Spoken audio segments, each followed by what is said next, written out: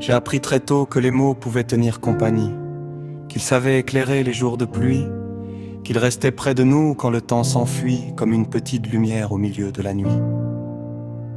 Je revois mes grands-mères penchées sur des cahiers de travers, me faisant réciter, écrire et refaire des poèmes de Prévert.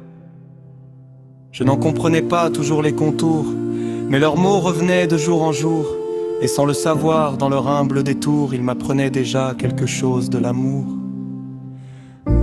À cet âge-là, je croyais seulement écrire.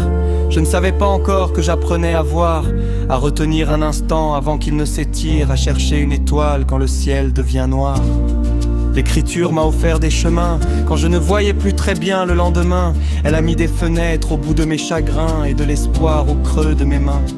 Elle m'a donné l'imagination des voyages sans destination, des questions, des contradictions et parfois même des raisons.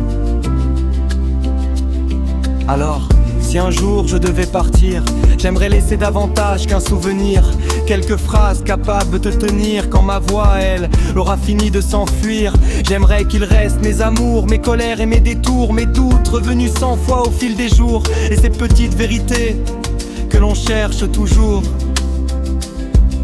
Car nous passons tous un matin, comme s'efface un dessin, mais les mots poursuivent leur chemin bien après que nos pas soient devenus lointains. Et s'il fallait résumer cette vie, je parlerais sans doute de poésie, de cette façon douce et infinie de regarder le monde et d'en faire un abri. Alors merci. Merci pour les cahiers et les dictées, pour les vers appris puis récités, pour les mots semés sans jamais compter et qui n'ont depuis jamais cessé de pousser. Sans le savoir, vous m'avez offert davantage qu'un savoir.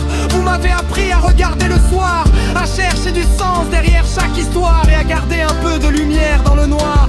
Et lorsque viendra l'heure de partir, je crois que je pourrai simplement me dire qu'au milieu des joies, des peines et des souvenirs, vivre en poésie aura été ma plus belle manière de vivre.